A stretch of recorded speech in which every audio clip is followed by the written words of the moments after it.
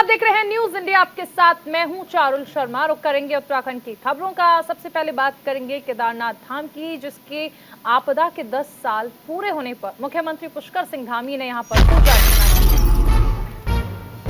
बड़ी खबर आपको बताई जा रही है, केदारनाथ आपदा के 10 साल पूरे हो गए हैं और केदारनाथ मंदिर में सीएम धामी ने पूजा अर्चना की है। सीएम ने पुनर्विकास के कार्यों का भी निरीक्षण किया है। आपदा में जान गंवाने वालों को श्रद्धांजलि अर्पित की है। बड़ी खबर आपको बताई जा रही है, केदारनाथ में आई आपदा के 10 साल पूरे होने पर मुख्यमंत्री पुष्कर सिंह धामी बाबा केदार के दर्शन के लिए पहुंचे और यहां पर उन्होंने पुनर्विकास के जो कार्य हैं उनका निरीक्षण भी किया। इसके साथ ही केदारनाथ आपदा में जान गंवाने वालों को श्रद्धांजलि अर्पित की। केदारनाथ आपदा के देखिए 10 साल पूरे हो चुके हैं। 2013 का वो दौर जब भयानक आपदा आई थी केदारनाथ में, न जाने कितने लोगों ने जान गंवाई थी। और ऐसे में उन तस्वीरों के बाद अगर कहा जाए तो केदारनाथ धाम एक बार फिर से विकसित हो चुका है। त्रासदी में हजारों लोग हताहत हुए थे, दिवंगत हुए थे, हमारे बीच नहीं रहे।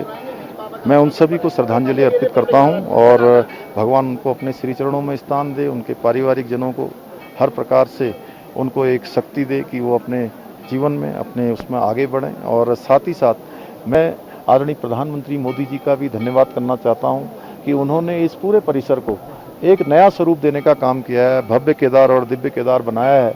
जो यहाँ पर काम करना एक कठिन चुनौती हुआ करता था, उसको एक मास्टर प्लान बनाकर बाबा केदार का भव्य निर्माण और दिव्य निर्माण यहाँ पर हुआ है। आप देख रहे होंगे यहाँ पर ईशानेश्वर मंदिर बना है, पीछे हमारे यहाँ पर शंकराचार्य जी की समाधि लग गई है, आस्था पथ बन गया है, सरस्वती घाट बन गए हैं। यहाँ पर जो मंदाकिनी नदी है उसके चारों तरफ जो है प्रोटेक्शन का वर्क हो गया है, आस्था पथ बना दिया गया है, तीर्थ पुरोहितों के आवास बन रहे हैं, यहाँ पर चिकित्सकों के आवास बन रहे हैं, अनेकों जगह पर यहाँ पर वाटर एटीएम लगा दिए गए हैं और ध्यान गुफाएं यहाँ पर बनाए जाने की प्रक्रिया चल रही है। 2023 के दिसंबर माह तक हमने ये संकल्प लिया है आदरणीय प्रधानमंत्री मोदी जी के निर्देशन में कि हम इस काम को पूरा कर लेंगे। और हमारे साथ ब्यूरो चीफ सुरेंद्र ढाका जुड़ गए हैं फोन लाइन पर। सुरेंद्र, देखिए जिस तरह से 2013 में आपदा आई थी, जो स्थिति हमने वहां पर देखी थी, और आज जिस तरह से विकसित हो चुका है केदारनाथ धाम, मुख्यमंत्री खुद वहां पर पहुंचे। जी बिल्कुल, देखिए चारुल, एक चीज समझनी होगी, आज ही का दिन था जब 2013 में एक बड़ी आपदा आई थी जिसमें हजारों लोगों ने अपनी जान गंवा दी थी। तो आज पुष्कर सिंह धामी सुबह ही वहां पहुंचे 7:30 बजे, और जो लोग उस आपदा के शिकार हुए थे, जो दिवंगत हो गए थे, उनको लेकर उन्हें श्रद्धांजलि दी और साथ ही उनके परिवार वालों को भी एक मैसेज देने का उन्होंने काम किया कि जो दुख उनके साथ है उस दुख में उनके साथ खड़े हैं। दूसरी बड़ी बात यह है, 2013 के बाद ऐसा लगने लगा था कि इस बार अब ये यात्रा शायद ही कभी चल पाएगी, लेकिन उसके बाद 2014 में जब से नरेंद्र मोदी प्रधानमंत्री बने, उन्होंने केदारनाथ पर पूरा फोकस किया और लगातार कॉन्फ्रेंसिंग के जरिए, वो वीडियो कॉन्फ्रेंसिंग के जरिए विकास कार्यों को देखते रहे। बजट की कभी कमी नहीं होने दी है। यही वजह है कि आज आप देखेंगे केदारनाथ में जो घाट बन गए हैं और तमाम तरह के जो विकास कार्य हैं वो हो गए। जो जिस तरह जो क्षति हुई थी, पूरा एक बड़ा और भव्य केदार बनाने की तैयारी जो की थी, तो उस पर एक बड़ा काम कर रही है पुष्कर धामी सरकार और नरेंद्र मोदी सरकार, दोनों मिलकर इस पर एक बड़ा काम कर रही हैं। और उसका जो स्वरूप है वो दिखता भी है। एक रोपवे का उद्घाटन प्रधानमंत्री नरेंद्र मोदी ने कर दिया है और जब बहुत जल्दी उस पर काम शुरू हो जाएगा, तो अब जैसे जैसे समय आगे बढ़ेगा तो दिव्य केदार और भव्य केदार देखने को मिलेगा। शंकराचार्य की सुरेंद्र, एक चीज और है, देखिए कि जिस तरह हम देख रहे हैं कि केदारनाथ जो श्रद्धालु जा रहे हैं वो देख पा रहे हैं कि विकास की जो बयार है वो वहां पर बह रही है। ऐसे में ये भी देखने को मिल रहा है कि जो तीर्थ नगरी है उसकी जो महत्वता है उसे बनाए रखने के साथ साथ विकसित किया जा रहा है केदार घाटी को। बिल्कुल, देखिए जो दिव्य और भव्य स्वरूप है उसके साथ कोई छेड़छाड़ नहीं की गई है और पूरी तरह से उसको बरकरार रखते हुए इसमें आगे बढ़ा जा रहा है। और आप देखेंगे कि अभी खुद मुख्यमंत्री मान चुके हैं कि जाने आने में बहुत दिक्कतें हैं, लेकिन वो ज्यादा टाइम लगेगा नहीं। जब रोपवे शुरू हो जाएगा, हेली सेवाएं शुरू हो गई हैं और हेली सेवा बढ़ाने की तैयारी है, और रोपवे का जैसे ही निर्माण हो जाएगा उसके बाद आप देखेंगे कि जो चारधाम के श्रद्धालु आते हैं उन्हें बहुत आसानी होगी बाबा केदार के दर्शन करने के लिए, क्योंकि आप देखते हैं कि जिनकी उम्र ज्यादा है उन्हें बहुत दिक्कत होती है, घोड़े खच्चरों पर लगातार दिक्कतें हो रही हैं लोगों को। तो रोपवे बनने से एक रास्ता जरूर खुलेगा और एक बाबा केदार के दर्शन के लिए लोग आसानी से जा सकेंगे चारों। चलिए, बहुत शुक्रिया इस तमाम जानकारी के लिए।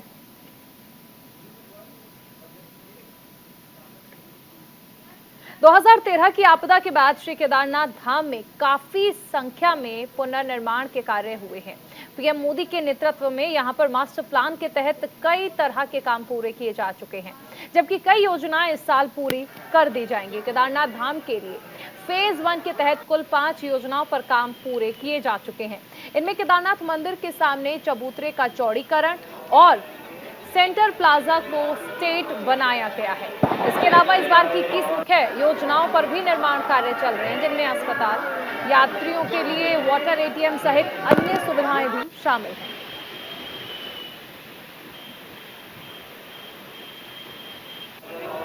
जिसमें देखिए, जब आपदा आई थी 2013 में, उसके बाद जो केदारपुरी में जो डैमेज हुए थे, उसके बाद 10 साल में काफ़ी यहाँ पर निर्माण कार्य हुए हैं और यात्रियों की सुविधाओं को देखकर ही वर्तमान में माननीय प्रधानमंत्री जी के नेतृत्व में एक मास्टर प्लान का यहाँ पे इम्प्लीमेंटेशन किया जा रहा है, जिसमें कई ऐसे प्रोजेक्ट्स हैं जो हमारे पूर्ण हो गए हैं और कई ऐसे प्रोजेक्ट्स हैं जो इस साल पूर्ण होने जा रहे हैं। इसमें कुल मिला के 5 प्रोजेक्ट्स हमारे फेज़ 1 में थे जो पूर्ण कर लिए गए हैं, जिसमें आप देख रहे हैं मंदिर के सामने जो चबूतरा था उसको चौड़ा किया गया है, तो आगे सेंट्रल प्लाजा स्ट्रीट बनाई गई है।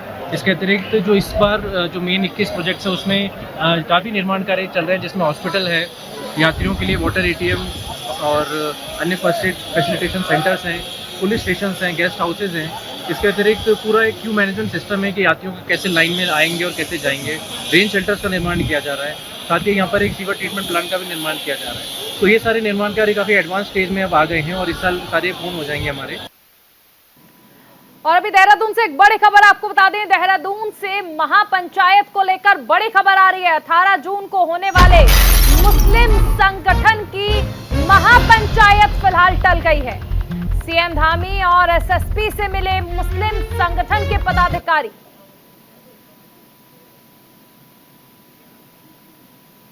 पुरोला में मुस्लिम समुदाय ने दरअसल सुरक्षा की मांग की थी। सीएम धामी और एसएसपी ने इस दौरान सुरक्षा का आश्वासन दिया है। ये बड़ी खबर जो है वो आपको बताई जा रही है। देहरादून से महापंचायत को लेकर ये बड़ी खबर है। मुस्लिम संगठनों की महापंचायत फिलहाल टल गई है। 18 जून को ये होने वाली थी। मुस्लिम संगठन की ये महापंचायत थी जो फिलहाल टल गई है। सीएम धामी और एसएसपी से मुलाकात की मुस्लिम संगठन के पदाधिकारियों ने और इसमें उन्हें आश्वासन दिया गया। पुरोला में मुस्लिम समुदाय ने सुरक्षा की मांग की। सीएम धामी और एसएसपी ने यहां पर सुरक्षा का आश्वासन दिया है। हमारे साथ bureau chief Surendra Dhaka phone line पर हैं। सुरेंद्र, देखिए, एक बड़ी और एक महापंचायत जो है मुस्लिम संगठनों की होने वाली थी, जो कि फिलहाल टल गई है। जी बिल्कुल चारुल, देखिए कल शाम को मुख्यमंत्री से मुलाकात हुई। उसके बाद में ये जो मुस्लिम समाज के लोग थे उन्होंने रात को 10 बजे लगभग एसएसपी से मुलाकात की है और उसके बाद ये फैसला किया गया है कि जो 18 जून को पंचायत होने वाली थी उसको फिलहाल रोक दिया गया है और अभी तक टाल दी गई है वो पंचायत। और एक तरह से मांग की गई है, जो पुरोला में मुस्लिम परिवार रहते हैं उनकी सुरक्षा की मांग मुख्यमंत्री से भी की। बाद में वो ज्ञापन लेकर एसएसपी देहरादून के यहाँ पहुंचे थे और उसके बाद ये फैसला लिया गया एसएसपी के नेतृत्व में कि ये पंचायत अब नहीं होगी। देखिए, जिस तरह की पुरोला की घटना हुई है उससे लेकर पुरोला में एक बड़ा रोष व्याप्त था लोगों में।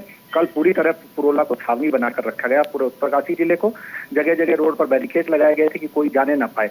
कल सुरक्षा की पूरी जिम्मेदारी सरकार की थी और सरकार ने साफ कर दिया था कि किसी को कोई दिक्कत नहीं होने दी जाएगी। तो वही वजह है कि मुस्लिम संगठन उसी के विरोध में सुरक्षा की मांग को लेकर एक पंचायत करने वाले थे। इसमें एक हाईकोर्ट में PIL भी डाली गई थी और हाईकोर्ट ने सरकार को निर्देश दिया है कि वो इस पर पूरा फोकस करें और जल्दी से जल्दी इस पर काम करें और उन लोगों परिवारों को सुरक्षा प्रदान करें। जी सुरेंद्र, हम ये भी देख रहे थे कि हिंदू संगठन भी लगातार वहां पर विरोध कर रहे थे। वो भी महापंचायत बुलाना चाहते थे, उनका विरोध भी देखने को मिला। ऐसे में यहाँ पर जो मुस्लिम संगठन की महापंचायत होने वाली थी वो फिलहाल रद्द हो गई है। अभी वहां पर स्थिति कैसी है? देखिए, अभी बिल्कुल स्थिति सामान्य है। वहाँ किसी तरह की कोई दिक्कत की बात नहीं है। कल हिंदू संगठनों की जो पंचायत थी वो पुलिस ने सख्ती करके रुकवा दी है और मुख्यमंत्री ने साफ निर्देश कर दिया है कि कोई भी आदमी कानून अपने हाथ में न ले। जी बिल्कुल सुरेंद्र, देखिए अगर हम देखें तो उत्तरकाशी में पुरोला हो, मोरी हो, साकरी हो, नौगांव हो, बड़कोट, डामटा, कई जगह पर हमने ये भी देखा कि हिंदू संगठन जो है वो प्रदर्शन कर रहे थे। पहले उनकी महापंचायत को रोक दिया गया और अब मुस्लिम संगठनों की जो महापंचायत है वो फिलहाल रोक दी गई है। आप बता रहे हैं स्थिति सामान्य है वहां पर, लेकिन जो वहां के लोग हैं उनका क्या कुछ कहना है? लोगों में लोग बिल्कुल आराम से वहाँ रह रहे हैं। कल सरकार ने पूरी प्रोटेक्शन उन्हें दी, तमाम तरह की उनके लिए व्यवस्थाएं की थी और किसी तरह की कोई दिक्कत नहीं होने दी गई है चारुल। और अब जो हालात हैं वो बिल्कुल सामान्य है, किसी तरह की कहीं से कोई घटना नहीं है। कल का जो सब आंदोलन था, 18 तारीख की जो पंचायत थी, सब निरस्त हो गई है और अब सरकार ने एक राहत की सांस जरूरी है चारुल कल के बाद। चलिए, बहुत शुक्रिया इस तमाम जानकारी के लिए। उत्तराखंड के उत्तरकाशी के पुरोला में 15 जून को हिंदू संगठनों की तरफ से बुलाई गई महापंचायत को लेकर महाभारत छिड़ी हुई है। उत्तरकाशी में लव जिहाद के मामले को लेकर बुलाई गई महापंचायत को हिंदुत्ववादी संगठनों ने स्थगित कर दिया है और जिले भर में धारा 144 लागू कर दी गई। लेकिन साधु संत उत्तराखंड में लव जिहाद और लैंड जिहाद के मामले पर पीछे हटने को तैयार नहीं है। निरंजनी अखाड़े के श्री महंत दर्शन भारती को मिले धमकी भरे पत्र के बाद संत समाज आक्रोशित है।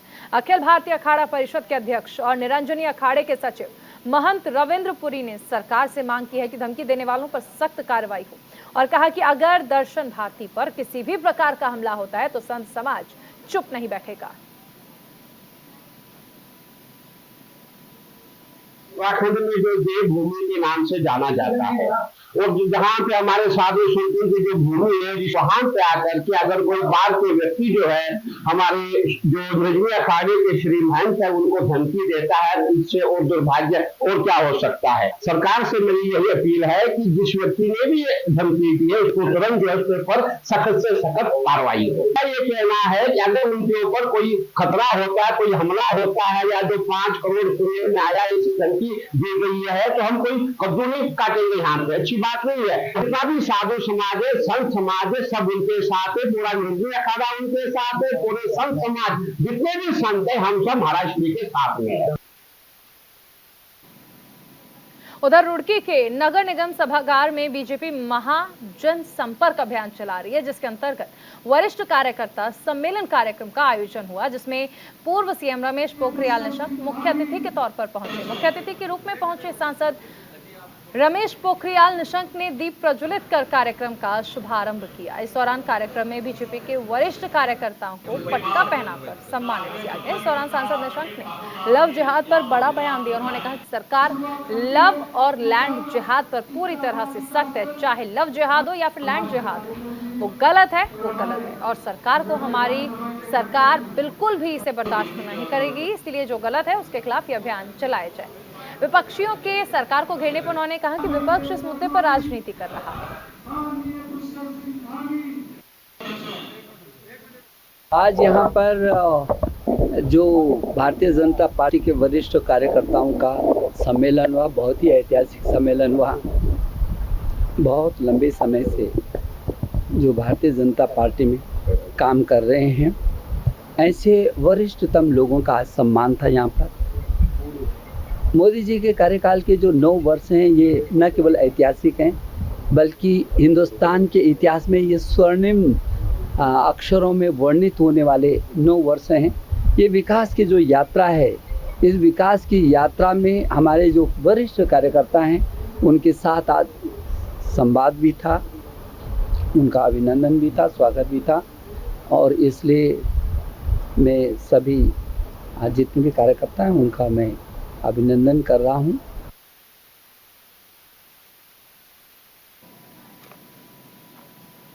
प्रदेश के पूर्व सीएम हरीश रावत ने लव जिहाद के मुद्दे पर बीजेपी पर निशाना साधा।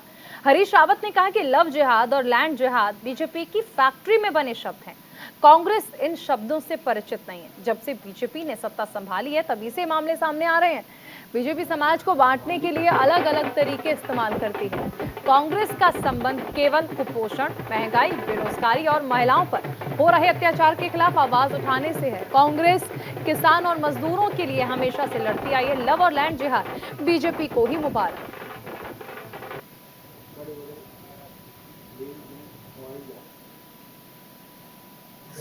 इन शब्दों से परिचित नहीं है। और जब से भाजपा सत्ता में आई है तभी से ये बातें उठ रही हैं और भाजपा समाज को बांटने के लिए अलग अलग चीज़ें इस्तेमाल करती है। हमारा संघर्ष तो बेरोजगारी से है, महंगाई से है, कुपोषण से है, महिलाओं के प्रति जो अत्याचार बढ़ रहे हैं उनके खिलाफ हमारी आवाज़ है। हम किसानों के लिए लड़ते हैं, हम मजदूरों के लिए लड़ते हैं। हम लोग उन सवालों पर लड़ रहे हैं जो सवाल विकास से जुड़े हुए हैं। हमारी लड़ाई जो आज बिजली गायब है, नल में पानी नहीं है, स्कूलों में टीचर नहीं है, हॉस्पिटल में डॉक्टर नहीं है, इन सब चीज़ों के लिए है। हरीश रावत जी ने एक ऐलान किया था कि वो पूरे प्रदेश के अंदर कांग्रेस जोड़ो यात्रा एक चालू कर रहे हैं, जिसके उसी के एक चरण में पहले एक यात्रा रुड़की के पास हो चुकी है। दूसरे चरण में आज यात्रा यहाँ रायसी से लेकर टूडी भगवानपुर तक है, उसी में हम कर रहे हैं। ये यात्रा सिर्फ इसलिए की जा रही है कि आज जिस तरीके से उत्तराखंड के अंदर सरकार के इशारे पर यहाँ का सांप्रदायिक माहौल खराब करने का प्रयास किया जा रहा है, कौमी एकता को तार तार करने का प्रयास में सरकार और सरकार के मुखिया खुद शामिल हैं, तो उसके लिए खिलाफ कांग्रेस एक ये सद्भावना की यात्रा निकाल रही है ताकि उनको जो मुद्दे उत्तराखंड के हैं, चाहे अंकिता हत्याकांड हो, चाहे पेपर लीक मामला हो, चाहे भर्ती घोटाला हो, उन सब मुद्दों से भटकाने के लिए भारतीय जनता पार्टी और उसकी सरकार और उसके संगठन के लोग लगातार निरंतर ये कोशिश कर रहे हैं, प्रयास कर रहे हैं कि ये लोग जो हैं उसको हिंदू मुस्लिम पे लव जिहाद, लैंड जिहाद पे इस बात चीज़ को करें। उसके खिलाफ सभी के खिलाफ ये यात्रा है कि इस देश में कौमी एकता की बात होगी, सद्भाव की बात होगी, ना कि यहाँ जाति और धर्म के नाम में भटकाने की बात। उत्तरकाशी के पुरोला में भले ही प्रशासन के दबाव में आकर हिंदू संगठनों ने महापंचायत को स्थगित कर दिया हो, लेकिन अभी भी कुछ हिंदू संगठन पुरोला जाने के लिए आमदा हैं। विकास नगर से महासु रुद्र सेना संगठन के लोगों ने पुरोला कूच करने, जिसे पुलिस ने रोक दिया। शांति व्यवस्था बनाए रखने के लिए पुलिस ने हिंदूवादी नेता और महासु रुद्र सेना के संस्थापक राकेश उत्तराखंडी और उनके समर्थकों को एहतियातन हिरासत में ले लिया। महापंचायत से ठीक पहले पुलिस ने राकेश के घर पर डेरा डाला। राकेश को पुरोला जाने से रोकने के लिए घंटों तक नजरबंद रखा गया। सैकड़ों लोग पुरोला की तरफ जा रहे थे। पुलिस ने हमें बाड़वाला से गिरफ्तार कर दिया है, मेरे आवास से, और आवास में कल ही से नजरबंद थे और आज जब हम जा रहे थे तो गिरफ्तार कर दिया। गिरफ्तार करने का मुख्य उद्देश्य यह है कि महापंचायत में ना जाना, महापंचायत में जाने से रोकना। बिल्कुल आपने देखा होगा सोशल मीडिया के माध्यम से कहीं पोस्टर चिपकाए जा रहे हैं, कहीं पोस्टर कि आपका सर कलम कर देंगे, गजवाए हिंद उत्तराखंड से हम लोग बनाएंगे। ये उत्तराखंड जो है किसी के बाप की जागीर नहीं है। इस उत्तराखंड को बनाने के लिए हमारी बहन बेटियों ने अपनी प्राणों की आहुति दी है। बहन बेटियों ने उत्तराखंड में रामपुर में अपने प्राणों की आहुति दी है। मसूरी कांड आपने देखा हो, ऐसा कौन सा जिहादी था जिसने अपने प्राणों की आहुति दी। इसलिए उत्तराखंड को हम देवभूमि बना के रहेंगे, इसको जिहाद भूमि नहीं बनने देंगे। हमारा सर कलम एक बार नहीं 50 बार करो, लेकिन ये मुहिम तब तक जारी रहेगी जब तक उत्तराखंड से सारी दुकानें और मकान खाली नहीं होंगे, जब तक पूरे उत्तराखंड से जिहादी खदेड़े नहीं।